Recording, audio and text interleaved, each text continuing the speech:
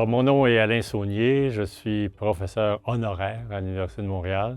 J'y ai développé, entre autres, un programme de diplôme d'études spécialisées en journalisme. Mais je suis aussi connu pour d'autres raisons, c'est-à-dire je suis l'auteur d'un livre qui s'appelle « Les barbares numériques, résister à l'invasion des GAFAM ». Et j'ai également été directeur général de l'information à Radio-Canada durant de nombreuses années. En fait, j'ai pratiqué le journalisme durant une trentaine d'années. Alors, c'est donc dire que je me suis intéressé de plus en plus à tout ce qui s'appelle la liberté de presse, la liberté d'expression et tutti quanti, quoi.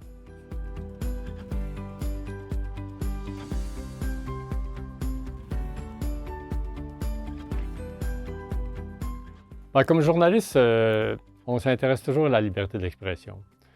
Pourquoi? Parce qu'on s'intéresse à la liberté de presse, on s'intéresse à la capacité que nous avons de traiter de tous les sujets, sans entrave, sans obstacle, sans que les entreprises qui nous embauchent puissent influencer notre travail, ou encore que les entreprises publicitaires puissent, elles aussi, freiner notre capacité de traiter de tous les sujets selon tous les angles voulus.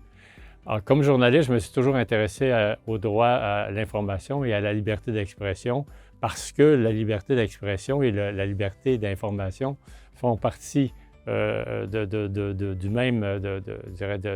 même veine. La liberté d'expression, c'est aussi la liberté de presse, c'est aussi la liberté pour les journalistes d'exercer librement leur travail.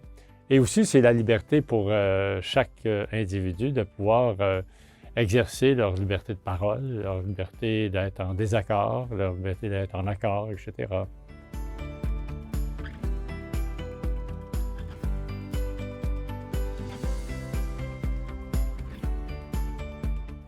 À l'époque actuelle, les enjeux les plus importants sont de tenter de faire en sorte que la liberté d'expression puisse se développer dans un univers que nous ne contrôlons pas.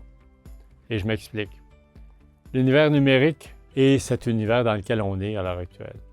Cet univers-là, il appartient, dans les faits, aux entreprises multimilliardaires américaines, les Google, Apple, Facebook, Amazon, Microsoft. Il y en a d'autres aussi qui s'ajoutent, je pense à TikTok, je pense à d'autres qui pourraient survenir, puis aussi dans le domaine culturel, je pense aussi bien à tout ce qui s'appelle Disney+, Amazon Prime Video, etc., Netflix. Alors donc, d'une certaine manière, l'enjeu le plus important, c'est de pouvoir être découvert dans tout cet univers-là. C'est ce qu'on appelle le principe de la découvrabilité. Et c'est fondamental de pouvoir être découvert, surtout quand on appartient à des médias qui sont franco-québécois, francophones, quand on appartient à une culture qui est issue d'une population peu nombreuse. Comment faire en sorte que moi, comme individu, je puisse être retrouvé et découvert dans un univers qui est immense, qui est sans fin, qui n'a aucun obstacle, aucune entrave, aucune frontière. Et cet univers-là, il est contrôlé par les géants numériques qui sont là pour faire de l'argent sur notre dos et qui nous empêchent, nous, de pouvoir rayonner, de pouvoir exister dans cet univers-là. Prenons un exemple. Facebook, dans le contexte actuel, a décidé de ne pas reproduire, de ne pas permettre de reproduire des articles émanant des médias du Québec. Donc, on ne peut plus, comme on dit en langage dans ce milieu-là, poster un article d'un journal, que ce soit le Quotidien, que ce soit le Journal de Montréal, la Presse, Radio-Canada ou d'autres comme Le Devoir. Et cette décision-là fait en sorte que les gens qui ont moins de 35 ans, qui s'informent principalement par le truchement des médias sociaux, je pense à Facebook, mais je pense à Instagram, à TikTok également. Mais dans le cas de Meta Facebook, c'est Instagram et c'est Facebook.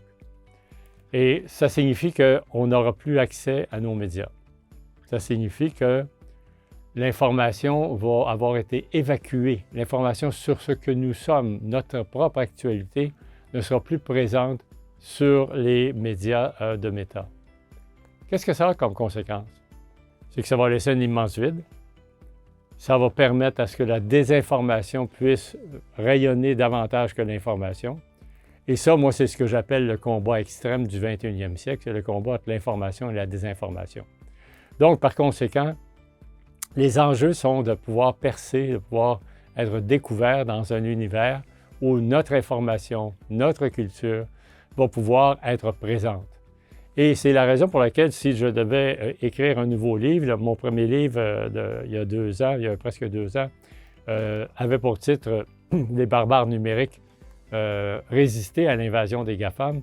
Aujourd'hui, ce serait « Les barbares numériques 2.0 » ou 3.0, je ne sais trop, mais ce serait « S'affranchir des géants numériques ». Je pense que plus que jamais, il va falloir que si on veut se permettre d'obtenir une information qui nous ressemble, qui appartient à nos médias, et une culture qui nous ressemble, qui nous fait rayonner dans la sphère numérique, il va nous falloir développer nos propres outils pour ce faire. Ça signifie la souveraineté culturelle, la souveraineté numérique, la souveraineté démocratique. Je ne fais pas de partisanerie ici, je ne suis pas en train de parler de l'indépendance du Québec ou je ne sais trop, mais sauf que je pense que tous les partis politiques à l'Assemblée nationale devraient être d'accord avec cette notion de souveraineté culturelle, cette souveraineté numérique, parce qu'il y va de l'avenir de notre culture qui est somme toute très petite, si on veut, dans l'univers numérique, très petite déjà en Amérique du Nord, mais encore davantage quand on parle de cet univers numérique-là. Alors, l'enjeu le plus important, c'est de percer, d'être découvert dans tout ça. Et moi, c'est sûr que de ce point de vue-là, je continue à mener ce combat pour que nous soyons toujours présents dans l'univers numérique, mais il est très tard déjà parce qu'on est très en marge, on a été mis sur la voie d'évitement. Mais ça va prendre nécessairement des interventions gouvernementales. Et le Canada, le Québec ne pourra pas faire cavalier seul dans des dossiers comme ceux-là. Il va falloir qu'il y ait des ententes aussi avec d'autres pays si on veut véritablement pouvoir affirmer une souveraineté pour qu'on ait un espace protégé à l'intérieur de cette souveraineté numérique-là, souveraineté culturelle, souveraineté démocratique, j'oserais dire, parce que c'est l'avenir aussi de notre démocratie qui se trouve à être menacée à travers ça, puisque la désinformation, ça signifie quoi? Ça signifie qu'on va s'attaquer à nos institutions démocratiques, on va s'attaquer aux faits, on va vouloir propager des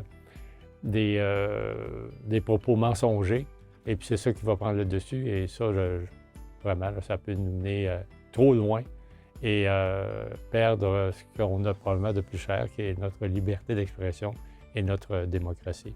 Voilà ce que j'avais à dire.